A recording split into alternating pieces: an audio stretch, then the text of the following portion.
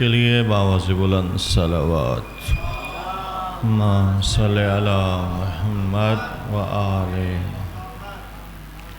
بانیان محترمان کی حاجات کی برابری اور ان کے مرحومین کی بخشش و درجات کی بلندی کے لیے بلند تر صلوات اللہم صلی علی محمد و آل محمد تعجیل ظہور امام زمان علیہ السلام باواز بلند صلوات اللہم صلی علی محمد و آل ماشاءاللہ لا حول ولا قوة الا باللہ العلی العظیم رب اشرح لی صدری ویسر لی امری واحلل عقدۃ من لسانی یفقہوا قولی اعوذ باللہ من الشیطان الرجیم بسم اللہ الرحمن الرحیم وبہ نستعین وہو خیر ناصر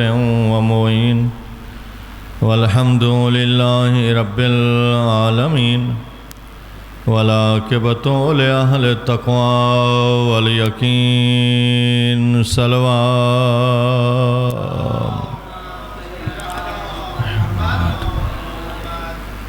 الصلاۃ والسلام علی اشرف الانبیاء والمرسلین سیدنا و نبینا و شفیع ذنوبنا و طبیب قلوبنا و مولانا ابی القاسم محمد صلی علی محمد الصلاۃ والسلام علی اہل بیتہ الطیبین الطاہرین المعصومین الغر المیامین المنتجبین المقربین الذین اذھب اللہ عنہم الرجس وطہرہم تطہیرا صلی علی محمد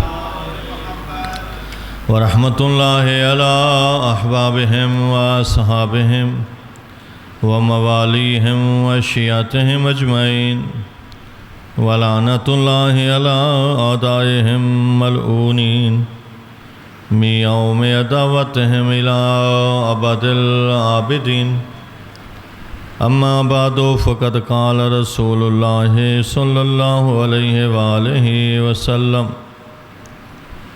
اِنَّا لِلْحُسَيْنِ مُحَبَّةً مَكْنُونَةً فِي قُلُوبِ الْمُؤْمِنِينَ صلوات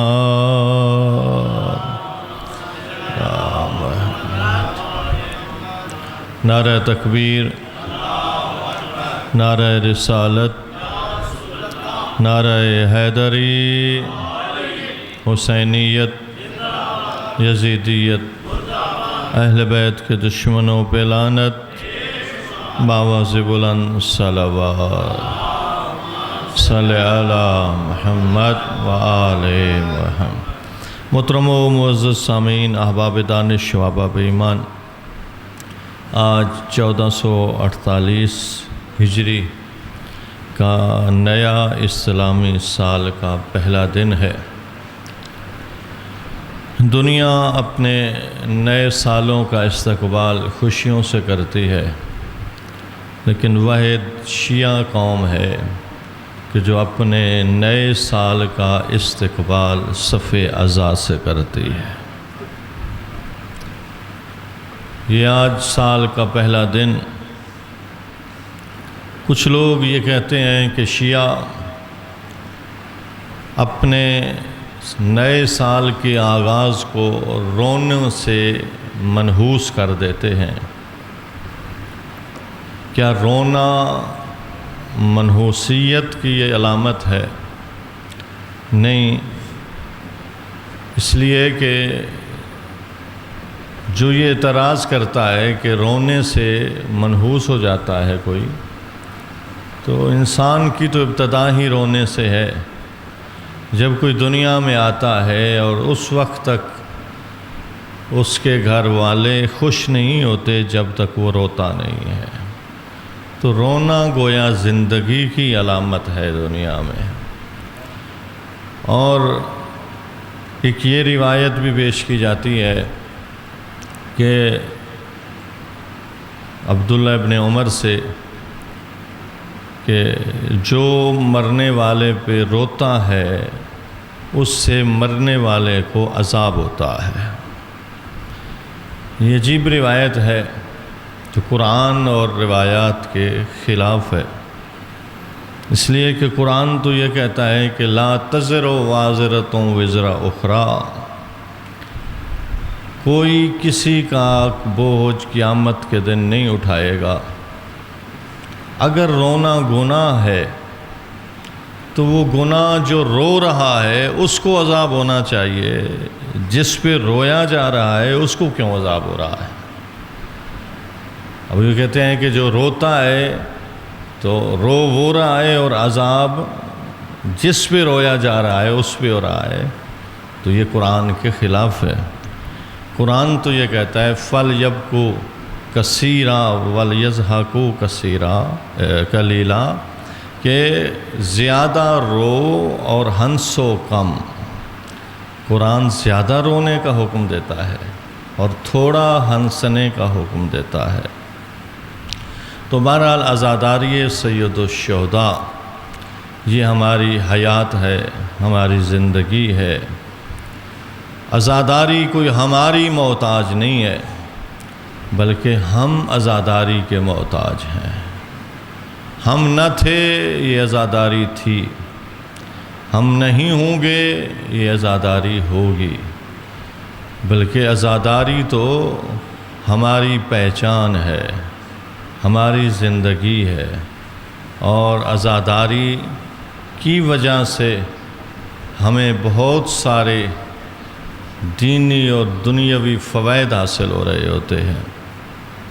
اور عزاداری سید الشہداء پروردگار کی وہ نعمت عظمیٰ ہے کہ جس کا جتنا شکر ادا کیا جائے کم ہے، اور یہ عزاداری کی اس نعمت کا دنیا میں احساس اور اس کا پتہ نہیں چلے گا کہ یہ کتنی عظمت کی حامل ہے، بلکہ یہ تو روز محشر پتہ چلے گا کہ جب عزادار صف عزا پہ بیٹھ کر ایک ایک آہ لیتا تھا، آنسو آنکھوں سے بہاتا تھا اور روتا تھا، اس وقت پتہ چلے گا کہ اس کا کیا معیار ہے اور کیا اس کا ثواب اس کو حاصل ہو رہا ہے۔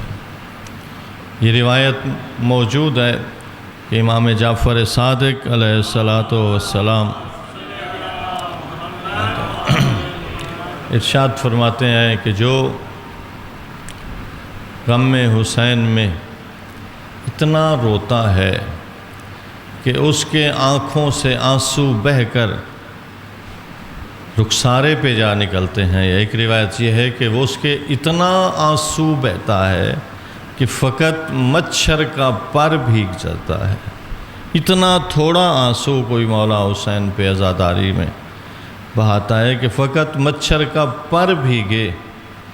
اس نیکی کا اجر امام فرماتے ہیں یہ ہے کہ اس کے نامہ اعمال میں 1,00,000 درجے بلند ہوتے ہیں، 1,00,000 نیکی درج ہوتی ہے، 1,00,000 برائیوں کو مٹا دیا جاتا ہے، اور 1,00,000 غلاموں کے آزاد کرنے کا اسے ثواب اس کے نامہ اعمال میں درج کیا جاتا ہے۔ اور امام حسین علیہ السلام کی عزاداری کے بارے میں امام علی رضا علیہ السلام ارشاد فرماتے ہیں کہ من ذکر بمصابنا وبکا لم تبکِ عیونہ یوم تعمل عیون، فرمایا جو ہمارے مصائب کو یاد کرتا ہے اور رو دیتا ہے، قیامت کے دن لوگوں کی آنکھیں اندھی ہو چکی ہوئی ہوں گی، ہمارے غم میں رونے والے کی آنکھ بابصیرت ہوگی، اندھی نہیں ہوگی۔ یہ رونا غم اہل بیت میں کتنا مقام اور معیار رکھتا ہے معصومین کی نگاہ میں۔ اور پھر حضرت خود سرکار نے روئے بھی اور رلایا بھی. رونا بھی سرکار کی سنت ہے، رلانا بھی سرکار کی سنت ہے. یہ مقام ابوا جو مکہ اور مدینہ کے درمیان ایک جگہ ہے، جہاں سرکار کی ماں حضرت آمنہ مدفون ہے. وہاں حضرت جب کبھی وہاں سے گزرتے تھے، مکہ کی طرف جاتے، مدینہ کی طرف جا رہے ہوتے، مقام ابوا پہ اپنی ماں کی قبر پہ پورا دن رکتے تھے. صحابہ کو بھی روکتے تھے. اور پھر یہ روایت موجود ہے کہ حضرت جب ماں کی قبر پہ بیٹھتے خود بھی روتے، صحابہ کو بھی رلاتے تھے. اور یہ حضرت کا عمل، حضرت کی سیرت، تعلیمات معصومین علیہ السلام اور ائمہ میں یہ موجود ہے کہ رونا بھی ثواب ہے، رلانا بھی ثواب ہے. اور یہ مشہور روایت ہے، من بکا و ابکا او تباکا وجبت لہ الجنہ. جو روئے یا رلائے یا رونے کی شکل بنائے، اس کا کم از کم اجر یہ ہے کہ اس پہ جنت واجب ہو جاتی ہے. روئے، رونے کی شکل بنائے. اب شکل بنانے کا مطلب کیا ہے کہ بندہ کوئی اپنا سر گھٹنوں پہ رکھے یا کوئی غمناک شکل کہ جیسے رونے کی ہوتی ہے. نہیں، معصومین نے یہی فرمایا کہ جو صف عزا میں اس حال میں بیٹھ جاتا ہے وہ بھی صف عزا پہ بیٹھ کر رونے کی شکل میں ہوتا ہے. اب کیوں خاک پہ بیٹھے؟ آپ نے یہ کالا لباس کیوں پہنا ہے؟ آپ نے یہ انداز کیوں اپنایا ہے؟ اس لیے کہ امام حسین علیہ السلام کی عزاداری ہو، اس دکھیاری ماں کو پرسا دیں کہ جو حسین کی آمد پہ ہی رو رہی تھی. اور کہتے ہیں کہ جی حسین مولا زندہ ہیں، شہید ہیں، تو شہید کو کیوں رویا جائے جب کہ وہ زندہ ہیں؟ یہ بات تو سمجھانی چاہیے نا ان کو جو یہ جرت کر کے یہ جملہ کہتے ہیں نعوذ باللہ سرکار کو، کہ خود سرکار رو رہے ہیں، کائنات رو رہی ہے، آدم رو رہے ہیں، نوح رو رہے ہیں، ابراہیم رو رہے ہیں، موسیٰ رو رہے ہیں، عیسیٰ. اللہ نے ہر نبی کو کربلا سے جوڑے رکھا. ہر نبی کربلا سے گویا گزرا اور کربلا میں گھرا یا کوئی تکلیف آئی اور رویا.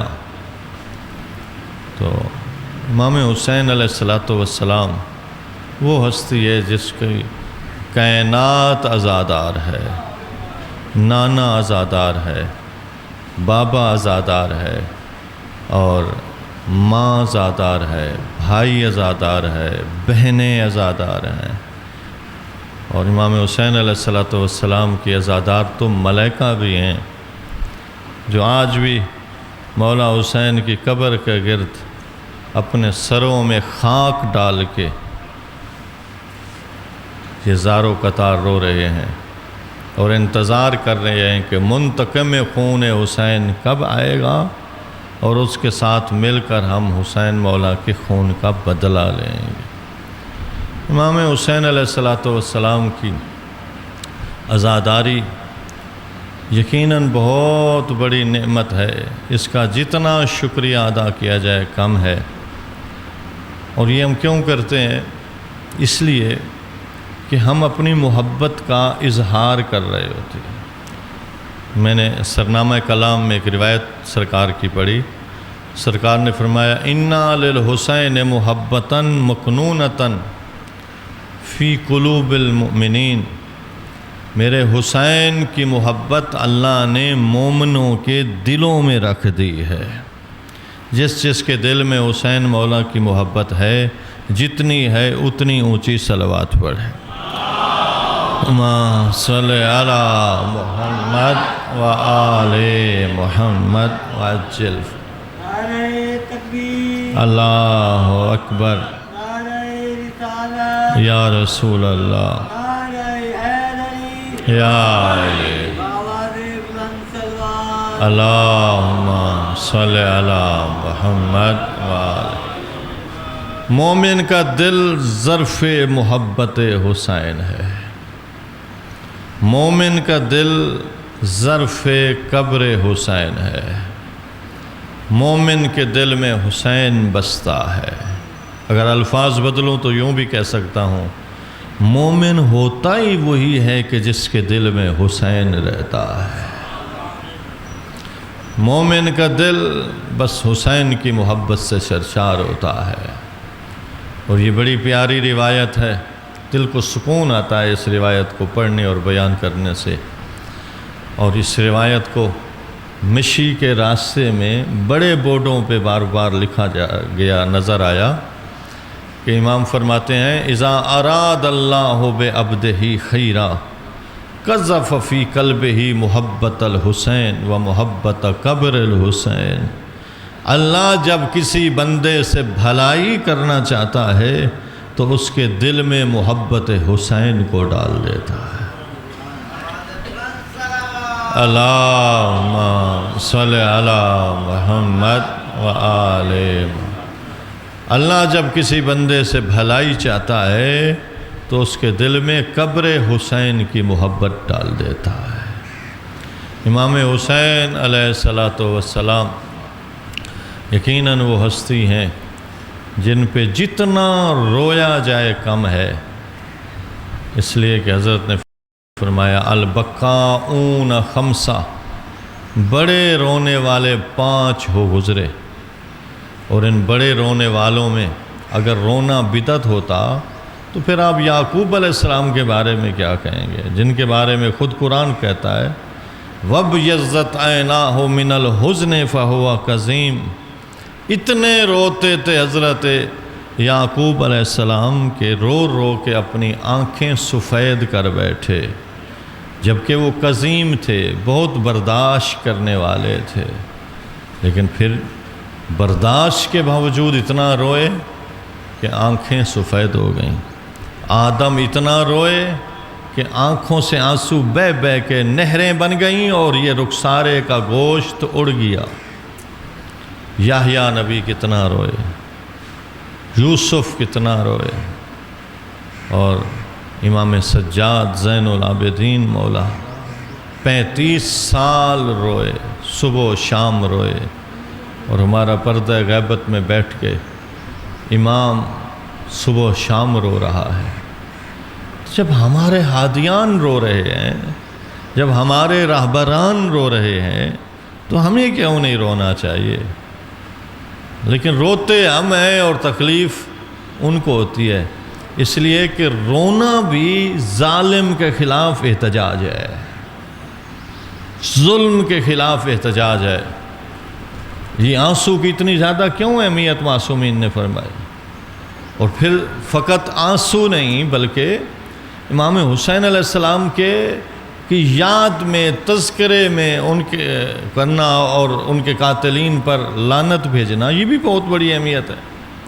ایک روایت میں نے قبلہ سے محترم استاد سے سنی، فرما رہے تھے کہ ایک شخص تھا، مولا امام جعفر صادق علیہ السلام کے محمد زمانے کے صحابہ میں سے، حضرت کے شاگردان میں، وہ صبح کی نماز میں امام علیہ السلام کی جماعت میں شریک ہونا چاہتا تھا، لیکن اس وقت پہنچا کہ جب جماعت ہو چکی تھی، امام آخری رکعت میں تھے، جماعت میں شریک نہ ہو سکا۔ تو ایک افسوس ہوا، کاش میں تھوڑا پہلے آ جاتا اور امام علیہ السلام کی نماز کو پا لیتا اور جماعت کا ثواب حاصل کر لیتا۔ نماز پڑھ لی، افسوس دل میں کر رہا تھا۔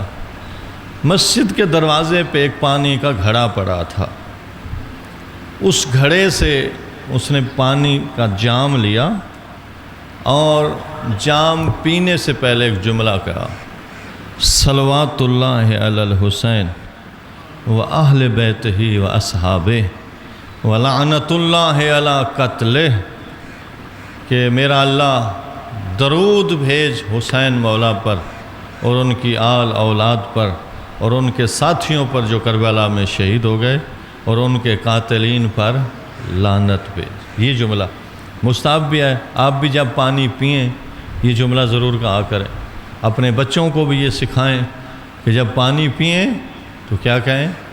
صلوات اللہ علی الحسین و اہل بیتہ و اصحابہ و لعنت اللہ علی قتلہ۔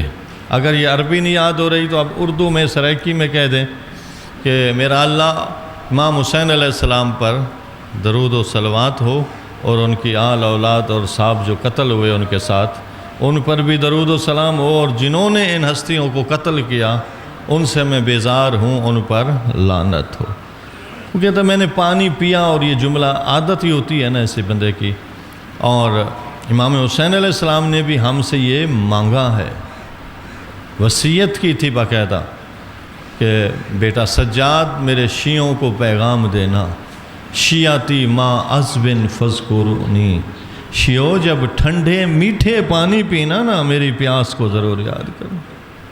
پانی تو ہم پی رہے ہوتے ہیں، ہماری ضرورت ہے، ہماری زندگی ہے، الماء حیات، پانی زندگی ہے، اب اسے پئیں گے، اس کے بغیر گزارا نہیں۔ لیکن اس پانی کے پینے سے پہلے پانی پینے کے آداب بہت سارے ہیں، لیکن ایک ادب یہ ہے کہ آپ امام حسین کی پیاس کو یاد کریں، اور ان کے اصحاب اور ان کے ساتھیوں اور ان کے آل اولاد کی پیاس کو یاد کریں، اور ان کے قاتلین پر لعنت کریں۔ تو بہرحال وہ صحابی کہتا ہے کہ میں نے، وہ مولا کا شاگرد کہتا ہے کہ پانی پیا اور کھڑا تھا، ظاہراً دل میں افسوس تھا۔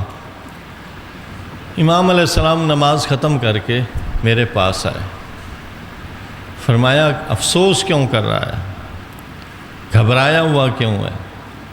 کہتا ہے مولا دل میں یہ خیال لے کے آیا تھا کہ آپ کے ساتھ جماعت میں شریک ہو جاؤں گا اور عظیم ثواب حاصل کر لوں گا، لیکن اس سے محروم ہو گیا، اس لیے افسوس کر رہا ہوں۔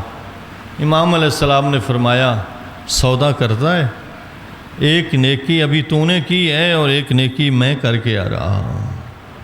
کہتا ہے مولا میں نے کون سی نیکی کی ہے؟ مولا نے فرمایا ابھی تو نے جو پانی پی کے یہ جملہ کہا ہے کہ مولا حسین پہ درود و سلام ہو اور ان کے قاتلوں پہ لعنت، میری نماز کا ثواب لے لے، اور یہ ثواب جو اللہ نے تمہیں اس صلوات پہ دیا ہے وہ مجھے دے دے۔ امام حسین کے اوپر فقط پیاس کو یاد کرنے کا مومن کو یہ اجر ملتا ہے۔ کون امام حسین؟ جن کے بارے میں سرکار نے فرمایا یا بنیا انک امام وابن امام و ابو الائمہ، حسین بیٹا تو امام ہے، امام کا بیٹا ہے اور 9 اماموں کا باپ ہے۔ اس وقت جو آخری امام حجت خدا، جس کی وجہ سے ہم اور آپ موجود ہیں، یہ دنیا قائم ہے، یہ زمین و آسمان قائم ہے، یہ زمین کا سسٹم، یہ آسمان کا سسٹم، یہ نظام شمسی، یہ پوری کائنات کی رنگینی جس ہستی کے صدقے میں چل رہی ہے وہ امام حسین علیہ السلام کا 9واں بیٹا پردہ غیبت میں موجود ہے، وہ امام حسین کا بیٹا ہے۔ اس لیے رسول فرماتے تھے میرا بیٹا حسین تو امام ہے، امام کا بیٹا ہے اور 9 اماموں کا باپ ہے۔ اور پھر فرماتے تھے بیٹا انک سید وابن سید و ابو السادات، بیٹا تو سید ہے، سید کا بیٹا ہے اور سادات کا باپ ہے۔ جتنے سادات اس وقت موجود ہیں سب حسین کی اولاد سے، حسنی سادات بھی ہیں لیکن اکثریت سادات کی وہ امام حسین علیہ السلام سے ہے۔ اور پھر فرماتے تھے انک حجت وابن الحجہ و ابو الحجج، اے بیٹا حسین تو حجت ہے، حجت خدا کا بیٹا ہے اور 9 حجتوں کا باپ ہے۔ کمال ہے۔ حضرت فرماتے تھے مرحباً بک یا زین السماوات والاراضین، مرحبا اے حسین آپ تو زمین و آسمان کی زینت ہے۔ زمینوں اور آسمان کی زینت کا نام حسین ابن علی ہے۔ اور صحابہ نے جب یہ جملہ سنا تو کہا یا رسول اللہ آپ کے علاوہ بھی کوئی زمین و آسمان کی زینت ہے؟ حضرت نے فرمایا میرے حسین کو زمین والوں سے بہتر آسمان والے جانتے ہیں، آسمانوں پہ میرے حسین کی عظمت بنسبت زمین کے زیادہ ہے۔ اور پھر اپنے زانوں پہ بٹھا لیتے دونوں شہزادوں کو اور یہ جملہ فرماتے بے ابی انت و امی یا حسن، بے ابی انت و امی یا حسین۔ جو رسول پوری کائنات کے لیے اسوہ ہے، جو رسول پوری کائنات کے لیے نمونہ ہے، وہی رسول جس پہ ہمارا ایمان اس وقت تک کامل نہیں ہوتا جب تک ہم اپنی جان، مال، عزت، آبرو ان پہ قربان نہ کریں۔ وہ رسول جس پہ کائنات قربان، وہ رسول حسن و حسین کو گودی میں بٹھاتے ہیں اور فرماتے ہیں اے حسن و حسین آپ پر مجھ رسول کے ماں باپ قربان ہو جائیں۔ العظمت للحسین، جس پہ رسول اپنے ماں باپ قربان کرنے کو تیار۔ اور جب جنتی جنت میں جائیں گے نا، لما سیق اہل الجنت الی الجنہ، جب جنتی جنت کی طرف جا رہے ہوں گے اس وقت جنت بولے گی پروردگارا تجھ کا مجھ سے یہ وعدہ تھا کہ میں تب جب تجھ میں جنتی بھیجوں گا تو تجھے 2 رکنوں سے مزین کروں گا۔ جنت سے اللہ کا وعدہ ہے کہ جنت جب تجھ میں جنتی آئیں گے تو تجھے 2 رکنوں سے مزین کیا جائے گا۔ اب جنتی جنت میں داخل ہو رہے ہیں، جنت بول اٹھے گی اے پروردگار تجھ کا مجھ سے وعدہ تھا کہ جب مجھ میں جنتی آئیں گے مجھے 2 رکنوں سے مزین کیا جائے گا۔ اب جنتی تو آ رہے ہیں لیکن وہ 2 رکن کہاں ہیں جس سے مجھ جنت کو مزین کیا جانا تھا؟ آواز پروردگار آئے گی ازینتو کے بالحسن والحسین، اے جنت کیا تجھ کو میں نے حسن و حسین سے مزین نہیں کر دیا؟ حسن و حسین تو وہ ہے جس سے جنت کو مزین کیا جائے گا۔ اور امام حسین علیہ السلام کی عظمت یقیناً اتنی بلند ہے کہ اللہ ہمیں ان کی قبر اور مزار اور قبہ بار بار دکھائے۔ یہاں بیٹھ کے دعائیں یقیناً قبول ہوتی ہیں کیونکہ اس میں یقیناً کوئی نہ کوئی اللہ کا مخلص بندہ موجود ہوتا ہے۔ جو حضرات کھڑے ہیں ابھی تو جگہ پڑی ہے، آ جائیں آگے آ جائیں۔ اللہ اکبر، آ جائیں آگے آ جائیں یا رسول۔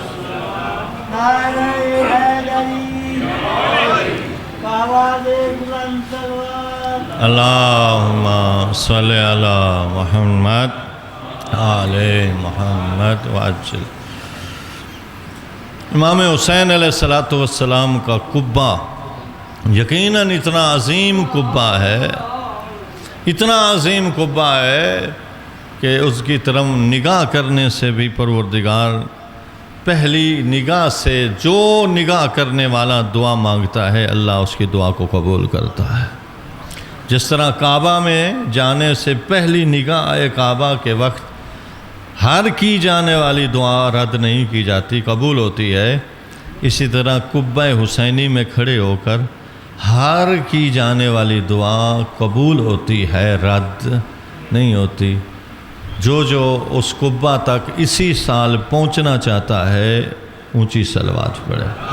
اللہم صلی علی محمد آل محمد وعجل۔ پہنچنے کے درمیان جو مشکلات ہیں، مالی ہیں یا کوئی ہیں، ان کی دوری کے لیے بھی صلوات۔ اللہم صلی علی محمد وآل محمد وعجل۔ نیت ہے نا قبہ حسینی تک جانے کی؟ سرکار نے فرمایا نیت المرء خیر من عملہ، انسان کی نیت اس کے عمل سے زیادہ بہتر ہے۔ آپ نے نیت کر لی کہ کدھر جائیں گے اس سال؟ کربلا۔ چیلوم کربلا میں مومن کی نشانیوں میں ہے کہ مومن چیلوم کے دن زیارت امام حسین کرتا ہے۔ اب ہماری نیت تو بن گئی کہ ہم مولا حسین تک پہنچیں۔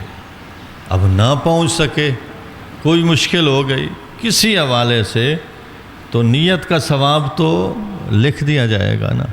لہٰذا اس نیت کو مزید پکا کرنے کے لیے ایک دفعہ پھر صلوات پڑھیں۔ اللہم صلی علی محمد علیہ محمد۔ ایک سال پتہ نہیں 16 تھا یا 17، چیلم کے دوسرے تیسرے دن میں کربلا کی گلیوں میں گھوم رہا تھا، ویسے اکیلا نکل گیا، میں کہا کربلا کا بندہ، گلیاں تو پھرے، اس کا شہر دیکھ، تو واقعاً مجھے محسوس ہوا چیلم کے دوسرے تیسرے دن کہ میں سورج میانی کی گلیوں میں پھر رہا ہوں۔ کیوں؟ کیونکہ اتنے سویا میانی کے افراد مومن نظر آئے، جس گلی میں جاتا 2-3 مل جاتے، جس گلی میں جاتا 2-3 مل جاتے۔ شکر کیا کرو پروردگار کا کہ اللہ نے تمہیں اس راستے پہ چند ٹکے خرچ کرنے کے لیے چن لیا۔ دیکھیں یہ دنیا تو ختم ہو جائے گی نا، اور یہ پیسہ، یہ مال، یہ ہاتھ کی میل ہوتی ہے، ویسے بھی اس کو جاری رکھنا چاہیے، اور وہ پیسہ جو فانی ہے، جو نام حسین پہ صرف ہو جائے، ابدی نہیں بن جائے گا۔ اس سے پیسے کی آواز نہیں آئے گی کہ میں فانی تھا، تو نے مجھے ابدی بنا دیا ہے۔ لگ تو جائے گا، ختم ہو جائے گا، یہ کہاں رہتا ہے؟ یہ تو اتنا بے وفا ہے کہ جب تک میری جیب میں ہے میرے کام کا نہیں ہے، جب کسی دوسری جیب میں جائے گا تو کام آئے گا۔ جب تک میری جیب میں ہے وہ سکے ہیں یا کاغذ ہیں یا بیلنس ہے بس، لیکن جب وہ منتقل ہوگا کسی اور کے پاس جائے گا تو کام لگے گا نا، تو کیوں نہ حسین کے لیے کام آ جائے۔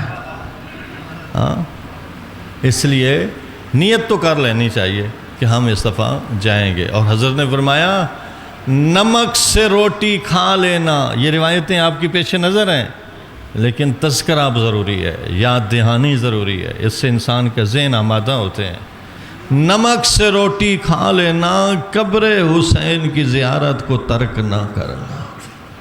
اور ہم نے دیکھا نمک سے روٹی کھانے والے بھی کربلا میں پہنچے ہوئے ہیں۔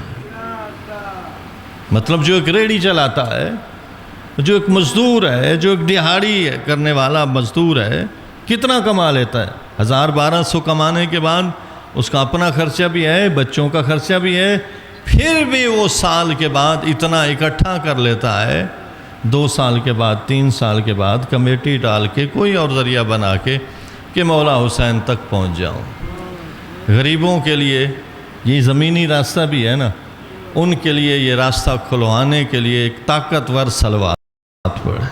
اللہم صلی علی محمد آل محمد وعجل فرج۔ یقیناً کھلے گا، ہماری اس صلوات کی یہ طاقت ہے، اور یقیناً ہے کہ پروردگار یہ راستہ جو غریبوں کے لیے یقیناً بہت عظیم ہے کہ انہیں زمینی راستے سے اپنے امام سے منسلک رہنا چاہیے۔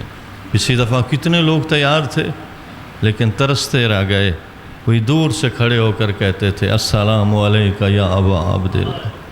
زہرا کے لال آنا تو چاہتے تھے لیکن حالات نے مجھے روک لیا۔ یہاں ہے نیت المرء خیر من عملہ، یہ نیت اس کی، یقیناً اللہ نے ان کی شکل کا کوئی فرشتہ، کوئی بندہ ان کے لیے مقرر کر دیا ہوگا جو حسین کی قبر کے لیے زیارت کا ثواب اس کے نام اعمال میں درج ہو رہا ہو۔ اور سرکار فرماتے ہیں جو میرے بیٹے حسین کی قبر کی زیارت کرتا ہے وہ مجھ رسول سے صلہ رحمی کے مترادف ہے۔ استقبال کرتے ہیں فرشتے، استقبال کرتے ہیں مولا عباس، مریض ہو جائے تو عیادت کرتے ہیں ملائکہ، سلام بھیجتے ہیں انہیں رسول۔ اور جو مولا حسین کی قبر کی زیارت کرتا ہے، میں نے کامل زیارت میں یہ روایت دیکھی، گویا اس نے عرش پہ اللہ کی زیارت کی ہے۔ اور امام حسین علیہ السلام کی زیارت کے باب میں علامہ جعفر شوستری خصائص حسینیہ کتاب ہے، اس میں یہ روایت لکھتے ہیں کہ ایک شخص آیا چھٹے امام کی خدمت میں اور آ کے کہنے لگا مولا میں نے ایک آپ کے جد کی حدیث پڑھی ہے، اس کی تحقیق کرنے آیا ہوں کہ وہ حدیث صحیح ہے یا نہیں۔ فرمایا کیا؟ کہتا ہے میں نے حدیث پڑھی ہے کہ آپ کے جد نے فرمایا جو میرے بیٹے حسین کی قبر کی زیارت کرے گا اللہ اسے 7 مقبول حجوں کا ثواب دے گا۔ 13 سے 14 لاکھ ایک حج پہ لگ رہا ہے نا، 14 لاکھ حج پہ لگائیں اور پتہ نہیں وہ قبول ہوتی ہے یا نہیں۔ معصوم فرماتے ہیں خود سرکار کی روایت ہے کہ 7 مقبول حج یعنی 1 کروڑ روپیہ لگاؤ، 7 سال کے بعد یہ 7 حجیں ہوں گی اور وہ قبول ہوں، اور مقابل میں 1 قبر حسین کی زیارت۔ یہ روایت صحیح ہے؟ امام نے فرمایا میرے نانے نے فرمایا تھا یہ روایت صحیح ہے، فقط 7 نہیں اللہ اسے 70 مقبول حجوں کا ثواب دے۔ اب میں کوئی ایسا بیٹھا ہے جس نے 70 حج کیا؟ 70 حج آج شاید کوئی پاکستان میں کوئی ہو، شاید ایران عراق میں کوئی، مطلب بہت مشکل ہے 70 حج، اور وہ بھی مقبول۔ یعنی 70 حج کا مطلب یہ ہے کہ وہ 85 سال زندہ رہے، 15 سال کے بعد اس کا حج آئے گا نا، بلوغ میں ہی حج ہوتا ہے نا، پھر ہر سال حج پہ جائیں اور ہر سال حج قبول ہو۔ مقابل میں معصوم فرماتے ہیں 1 زیارت پہ 70 مقبول حجوں کا ثواب۔ اور اس کی حیرانی، وہ تو 7 پوچھنے آیا تھا، امام نے اسے 70 کا جملہ فرما دیا، حیرانی بڑھ گئی۔ امام نے فرمایا حیران کیوں ہو رہا ہے؟ 700 مقبول حج، 700 مقبول حج۔ 700 تو اب زندگی سے ہی ہٹ گئے نا، کون جی رہا ہے؟ اس امت کا بندہ تو 100 سال نہیں جی سکتا نا، 100 سال تک مشکل سے، لیکن 700 یعنی اگلی امتوں کی زندگیوں کے برابر، جو پہلے ماسلف گزر چکی ہیں وہ لمبی عمریں پاتے تھے، ان کی عمروں کے مطابق کوئی زندہ ہو اور پھر وہ اتنی بڑی سعادت انہیں کب نصیب؟ پہلی امتوں کے تو نبی ترستے گئے کہ کاش ہم اس امت سے ہو کے اٹھیں، اس امت سے اٹھنے کے لیے، امت رسول بننے کے لیے نبی ترسے۔ لیکن معصوم فرماتے ہیں جو میرے حسین کی قبر کی زیارت کرتا ہے 700 مقبول حج۔ اور اب دل میں پیسہ رکھنے کا دل کرے گا اتنی بڑی روایت سننے کے بعد؟ بیلنس رکھنے کا بینک میں پڑے رہیں اور یہ روایت میں سنوں بھی صحیح اور پیسہ حسین پہ نام پہ نہ لگاؤں۔ ہاں اگلی، وہ حیران ہوا 700، یہ لکھا ہے علامہ جعفر شوستری نے، کوئی عام راوی، بڑی بہت عظیم کتاب ہے، روایت مستند ہے۔ وہ حیران ہوا، امام نے فرمایا 7000 مقبول حج۔ اس کی حیرانی بڑی، امام 7 سے 70، 70 سے 700، 700 سے 7000، 7000 آنکھیں کھلی کی کھلی رہ گئیں، اتنا بڑا ثواب۔ مولا نے فرمایا 70000 مقبول حج، کمال ہوگی۔ اور پھر اگلا جملہ تو اس کے لیے تو قلم کو توڑ کے رکھ دیا مولا نے۔ مولا فرماتے ہیں اگر کوئی زائر امام حسین گھر سے نکلے، قبر حسین تک جائے، جانے کے بعد واپس آئے، جتنے قدم رکھے گا اتنے حج کا ثواب، جتنے اٹھائے گا اتنے عمروں کا ثواب اس کے نامہ اعمال میں لکھا جائے۔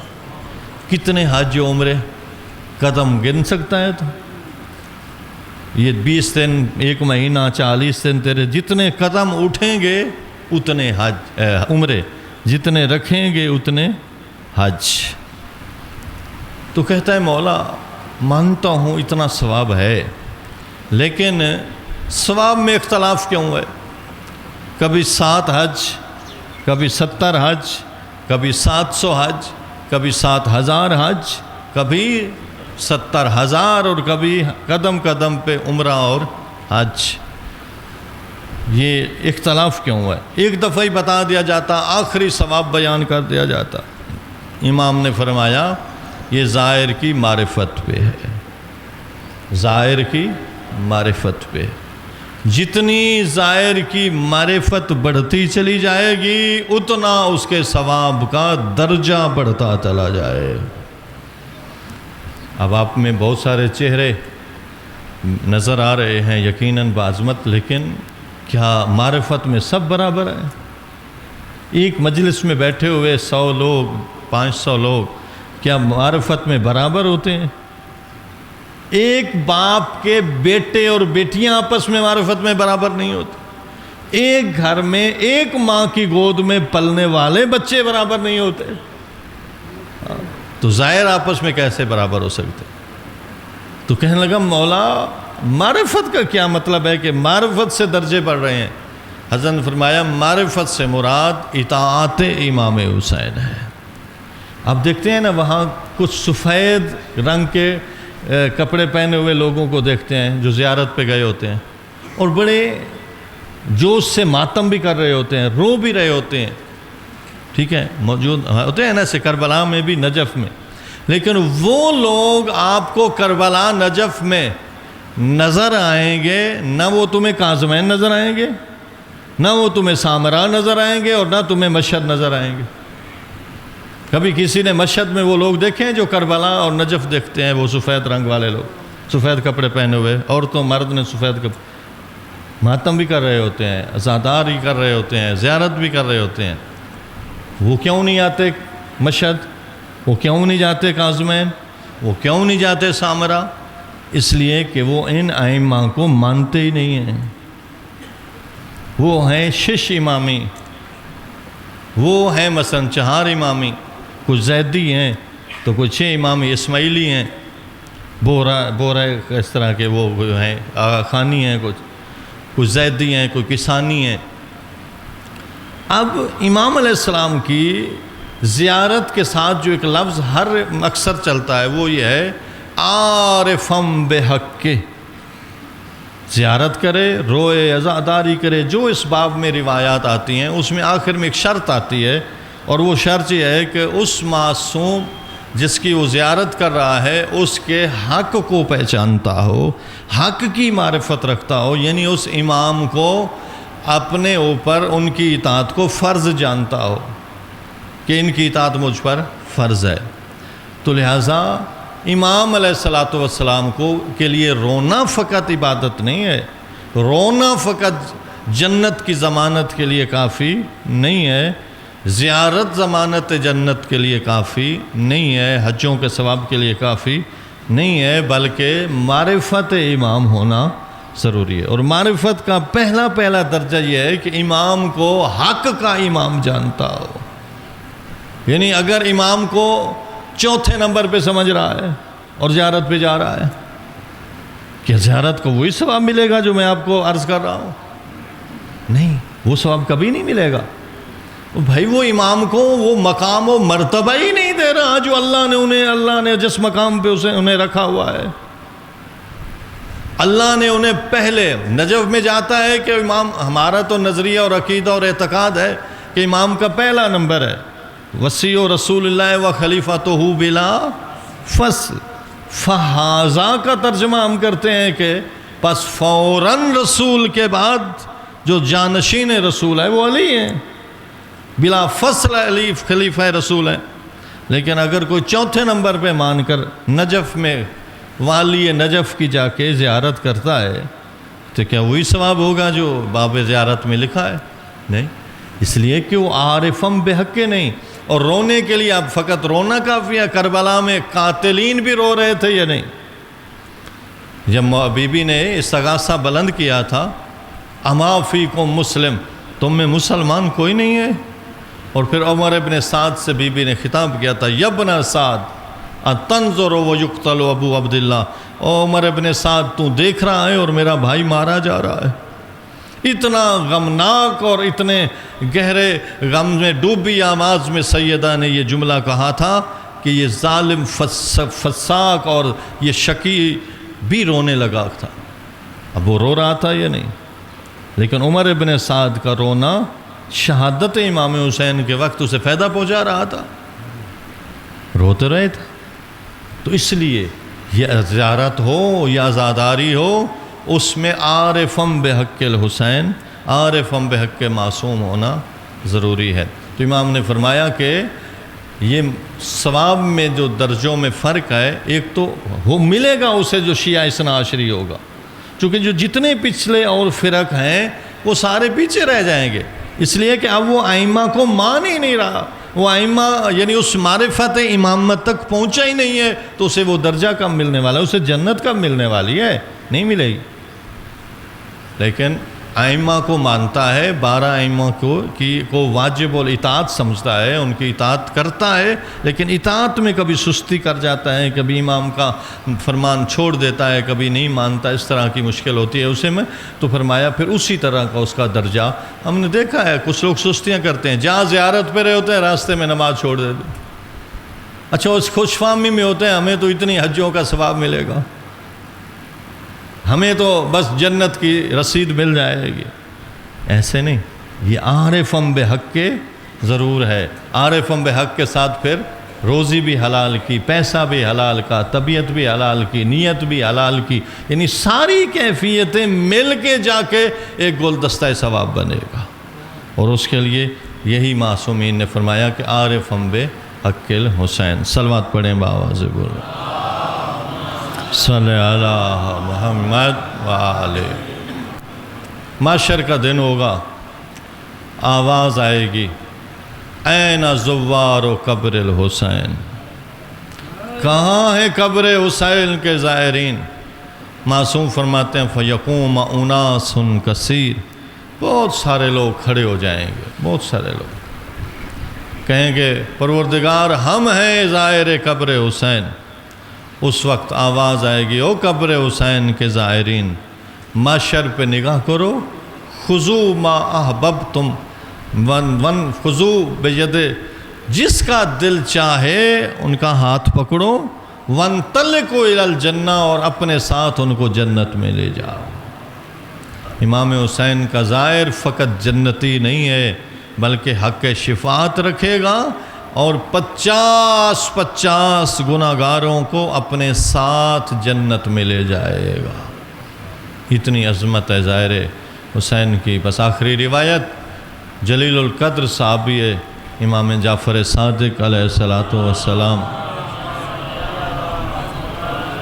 ابن وہب ہیں، وہ کہتے ہیں کہ میں مولا کی خدمت میں گیا، مولا مناجات میں تھے، عبادت کر رہے تھے، سجدہ میں تھے، میں نے مولا کے سجدے کے ذکر کو سنا تو مولا سجدے میں یہ جملہ کہہ رہے تھے، پروردگارا تجھے اس حق کا واسطہ جو آپ نے ہمارا لوگوں کے اوپر رکھا ہے، اس حق کے امامت اور حق کے حجت کا واسطہ، میرا اللہ جن آنکھوں میں ہمارے غم کی وجہ سے آنسو آتے ہیں نا، ان آنسوؤں پہ رحم فرما، جو چہرے قبر حسین سے مس ہو جاتے ہیں، میرا اللہ ان آنکھوں پہ رحمت نازل فرما، جو ہاتھ قبر حسین کی طرف بڑھتے ہیں، میرا اللہ ان ہاتھوں پہ رحمت فرما۔ کتنی عظمت ہے تیری اے عزادار، ایک حجت خدا سجدے میں جا کر تجھ کے لیے دعا مانگ رہا ہے۔ اور یقیناً ایک عزادار اور ایک مومن دعائے زہرا ہے، تجھ کو تو زہرا نے گویا مانگا ہے۔ جب 3 شعبان تھی، 4 ہجری تھی، رسول کے ہاتھوں پہ حسین تھے، اور اذان و اقامت ہوئی، جبرائیل ملائکہ کے ساتھ آئے، رسول کی آنکھوں سے آنسو بہنے لگ گئے۔ بی بی نے فرمایا بابا کیا میرے حسین کی آمد سے آپ خوش نہیں ہوئے؟ آپ رو کیوں رہے ہیں؟ فرمایا بیٹی خوش تو ہوا، لیکن پیچھے کھڑا جبرائیل حسین کے مصائب پڑھ رہا ہے۔ مطلب ولادت کے دن عموماً نہیں رویا جاتا، لیکن حسین تو وہ ہے جس کی ولادت کے دن ملائکہ بھی روئے، رسول بھی روئے، دکھی ماں بھی روئی، اور ایک پورا عزادارانہ نظام رسول کے گھر میں بنا ہوا تھا، جس کی آمد سے رسول کے گھر میں رونے کی آوازیں آئیں۔ یہ کل کا دن مشوش تھا نا، لوگ پوچھ رہے تھے گروپوں میں چاند کا کیا بنا، چاند کا کیا بنا تھا نا۔ یہ آج کل تو سوشل میڈیا کا دور ہے، لیکن جب یہ سوشل میڈیا کا دور نہ تھا تو کیسے پتہ چلتا تھا کہ 29 ماہ رمضان ذی الحجہ کے بعد محرم کا چاند نظر آیا ہے یا نہیں؟ تو کہتے ہیں اس گلی میں رش ہو جاتا جس گلی میں صادق آل محمد کا گھر تھا۔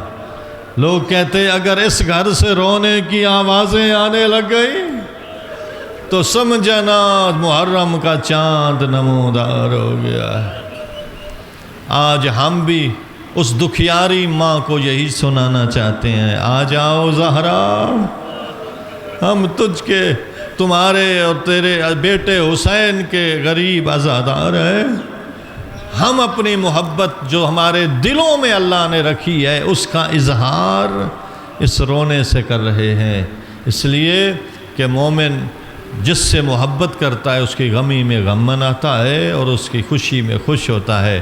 آج اگر حسین کا نانا رو رہا ہے، حسین کی ماں رو رہی ہے، تو ہمیں کیوں نہیں رونا چاہیے جبکہ ہم ان سے محبت کا دم بھرتے ہیں۔ بس عزادارو، بی بی نے پوچھا بابا آپ کیوں رو رہے ہیں؟ فرمایا اس لیے کہ جبرائیل نے وہ فرمایا ہے اے رسول تیرے اس بیٹے کو 3 دن کا بھوکا پیاسا کربلا کے میدان میں مار دیا جائے گا۔ رسول تو رو رہے تھے، زہرا بطول نے بھی رونا شروع کر دیا۔ اس وقت پوچھا بابا جب میرے حسین کو کربلا کے تپتے صحرا میں مارا جائے گا آپ ہوں گے؟ فرمایا بیٹی میں نہیں ہوں گا۔ بابا پھر مولا علی ہوں گے؟ فرمایا وہ بھی نہیں ہوں گے۔ میں ہوں گی؟ فرمایا زہرا آپ بھی نہیں ہوں گی۔ حسن ہوں گے؟ فرمایا نہیں کوئی نہیں ہوگا، تنہا حسین ہوگا، مارنے والے زیادہ ہوں گے۔ اس وقت دکھیاری ماں کا رونا بڑا زیادہ رہا اور فرمایا بابا پھر میرے حسین کو روئے گا کون؟ آوازیں بلند کر دیا کرو زیادہ رونے کا موسم ہے اور یہ آنسو ضائع نہیں جاتے۔ میں نے آپ کو روایت بیان کی نا، ایک مچھر کے پر بھیگنے جتنا آنسو اللہ اگر مجھے آنکھ سے دے دیتا ہے تو یہ بڑی قیمت رکھتا ہے۔ عزادارو فرمایا بابا میرے حسین کو کون روئے گا؟ پھر اس وقت رسول نے تمہیں یاد فرمایا بیٹی اللہ ایک قوم پیدا کرے گا جس کے جوان، جس کے بوڑھے، جس کے بچے، جس کی بیویاں تیرے حسین کا ماتم کرے گے۔ آؤ اس قوم میں اپنا نام لکھواؤ، کہو زہرا کل بابا سے پوچھتی تھی کوئی ہوگا میرے حسین کو رونے؟ آ جاؤ اس مسجد میں اپنا رومال لے کے ہمارے آنسو لے جاؤ حسین کے زخموں پہ۔ عزادارو غم گسارو، اللہ تمہیں کوئی غم نہ دے سوائے غم حسین کے۔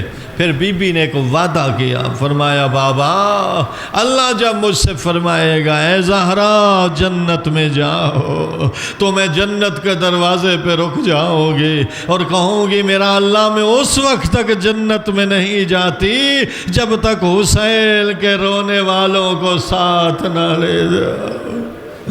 آؤ عزادارو میری عادت ہے کہ میں پہلے دن اس بی بی کا مصائب پڑھتا ہوں جہاں سے یہ مصائب شروع ہوئے۔ عزادارو رسول چھوڑ گئے، روتی رہی زہرا جسے زندگی میں نہ رونے دیا تھا نا، بابے کے بعد اتنی روئی کہ مدینے والے زہرا کے دروازے پہ آ جاتے، کہتے یا علی زہرا سے کہو رونے کا ٹائم بنائے، صبح روئے یا شام کو روئے۔ میں پوچھتا ہوں زہرا اونچی آواز میں روتی تھی نہیں، اونچی آواز میں تو نہیں روتی تھی۔ پھر مسلمان دروازے پہ کیوں آتے؟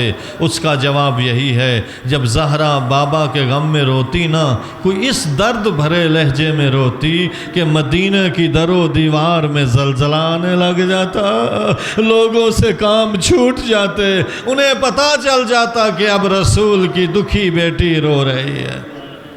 عزاداروں، پھر کوئی زیادہ دن زندہ رہی؟ نہیں، 75 دن یا 95 دن۔ یہ 75 دن کتنی مشکل سے گزارے کہ امام کی زبان پہ آیا، میری دادی زہرا بھی بڑے رونے والوں میں ہو گئے۔ کوئی 45 سال، کوئی 30 سال، کوئی 40 سال، کوئی 35 سال رویا تو بڑے رونے والوں میں شمار ہوا، لیکن زہرا فقط 75 دن روئی تو بڑے رونے والوں میں شمار ہو گئی۔ عزاداروں، پھر وہ بین کیے جس سے دنیا ہل گئی، اور آج تک ایسے مظلوم نے، کچھ ہی مظلوم نے ایسے بین نہ کیے۔ کہتی تھی بابا صبت علیہ مصائب، میرے اوپر وہ مصائب آئے، اگر دنوں پہ آتے تاریک راتوں میں بدل جاتے۔ عزاداروں، کیا آج کل کوئی آپ نے ایسی بیٹی دیکھی ہے جس کا باپ مر جائے اور بیٹی کے دروازے پہ آگ لائی جائے؟ غریب سے غریب بچی بھی کیوں نہ ہو، اسے اپنے پرائے آ کے، اس کی خاندان کی عورتیں آ کے تسلیاں دیتی ہیں، پرسہ دیتی ہیں، 3 دن کھانا اس گھر میں نہیں پکتا۔ لیکن آنا ذرا کربلا سے، آنا ذرا مدینے کا حال دیکھ، رسول کو گئے ہوئے فقط 3 دن ہوئے تھے، تیسرا دن تھا عزادارو کہ رسول کا امامہ بھی میلا نہیں ہوا تھا، رسول کے قبر کی مٹی بھی خشک نہیں ہوئی تھی، اور ابھی زہرہ بطول نے بابا کے غم کی پٹی نہ اتاری تھی کہ مسلمان اس دروازے پہ آئے جہاں رسول رک رک کے اجازت مانگتا تھا، جہاں رسول رک رک کے سلام بھیجتا تھا۔ عزادارو، اس دروازے پہ آ کے اونچا بولنے لگے اور کہنے لگے، ملزموں کو باہر نکالو ورنہ ہم آگ لگا دیں گے۔ وہ لکڑیاں زہرا کے دروازے پہ لائی گئیں جن کا کوئلہ دیر تک جلتا رہتا تھا۔ عزادارو، پھر مدینے والے بھی تو حیران ہوئے ہوں گے نا کہ زہرا کے گھر میں تو غم تھا، جس گھر میں کوئی سوگ ہو اس میں تو 3 دن دھواں نہیں اٹھتا، اللہ جانے زہرا نے تیسرے دن کیوں دھواں جلایا ہے۔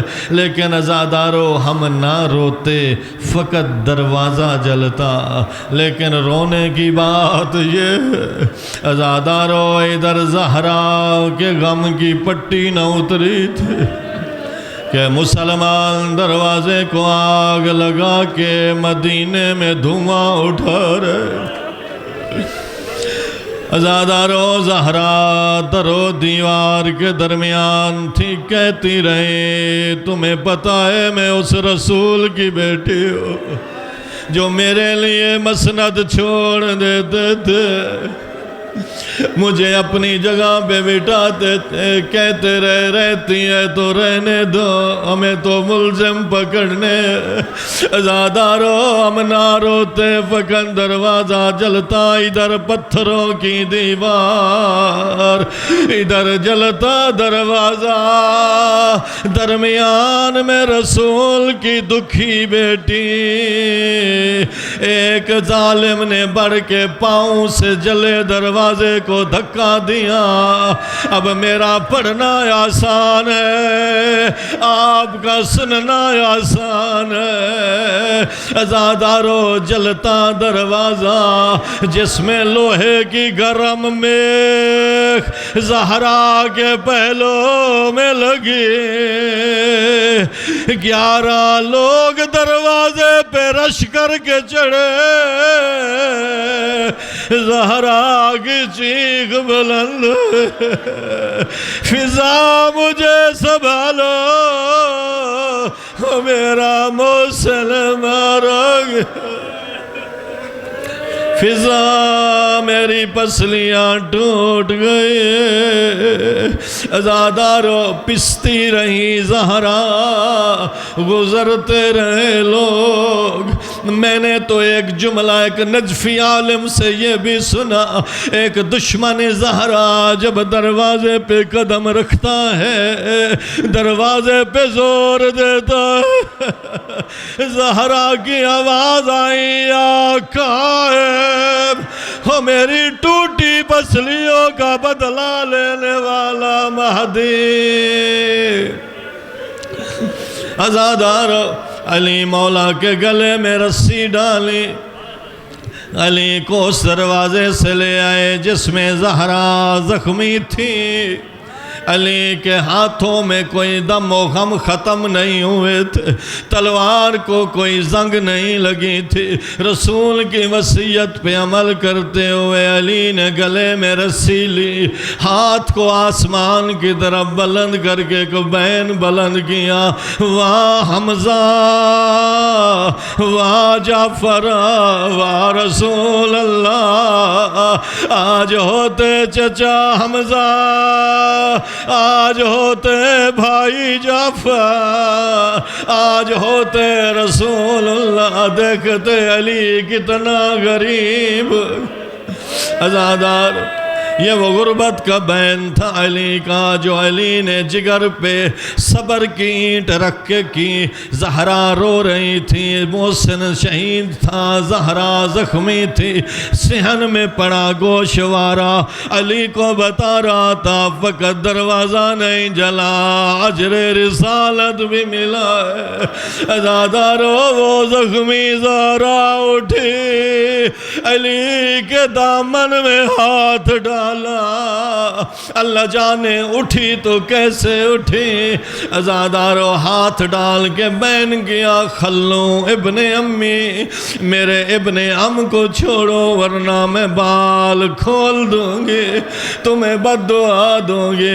عزادارو حیا کیا کسی کا نہیں، عزادارو کسی نے کہا زہرا کا ہاتھ چھڑواؤ، عزادارو ظالم نے تازیانہ لیا، وہاں مارا جہاں رسول بوسے لیتے رہتے۔ وہ جو ہاتھ امت کی شفاعت کے لیے اٹھے گئے، اس ہاتھ پہ ظالم نے ایسا تازیانہ مارا، جب تک زندہ رہی ایک ہاتھ سے دعا مانگتے، ایک ہاتھ پہلو سے لگیا۔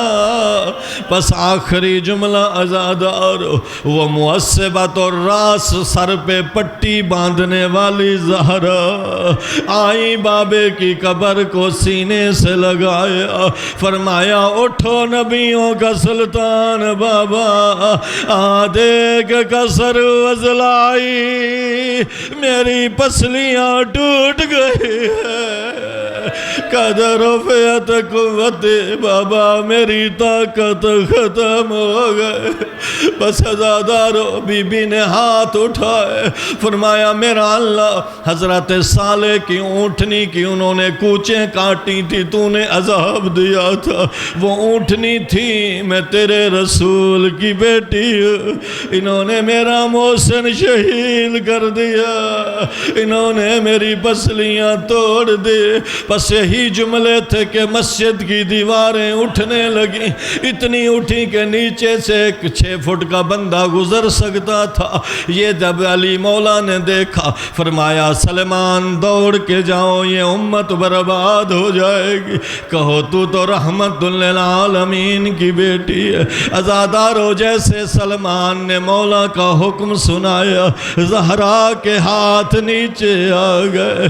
میں کہتا ہوں بی بی یکم محرم ہے، تیری مصیبت یاد کر رہے ہیں، تیرے غلام آئے بیٹھے ہیں، تو اس سے سوال کرتے ہیں بی بی علی مرد تھا، مرد قیدی ہوتے رہتے ہیں، تو نے علی کی قید برداشت نہ کی، اللہ جانے کیسے برداشت کیا۔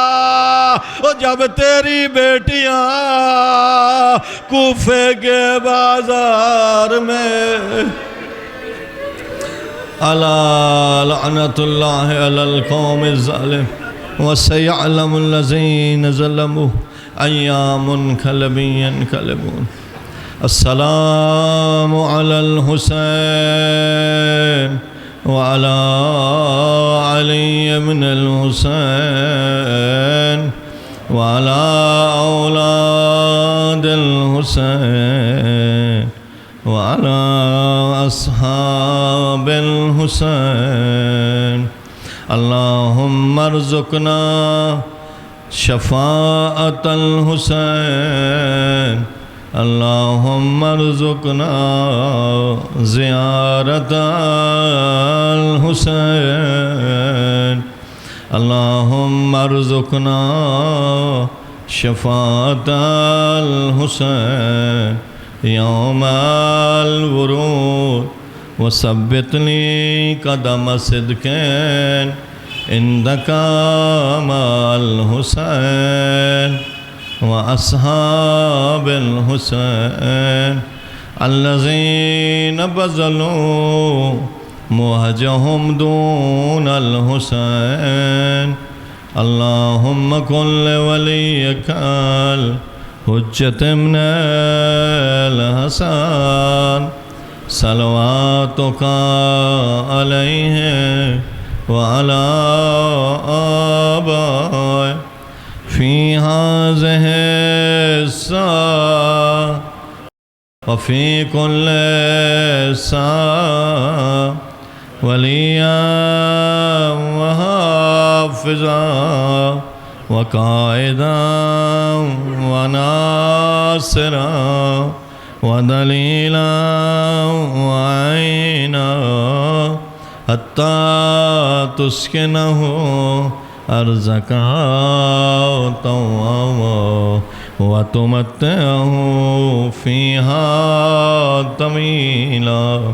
يا رب محمد وآل محمد صل على محمد وآل محمد وعجل فرج آل محمد، أن تقضي حاجاتنا يا قاضي الحاجات برحمتك يا أرحم الراحمين۔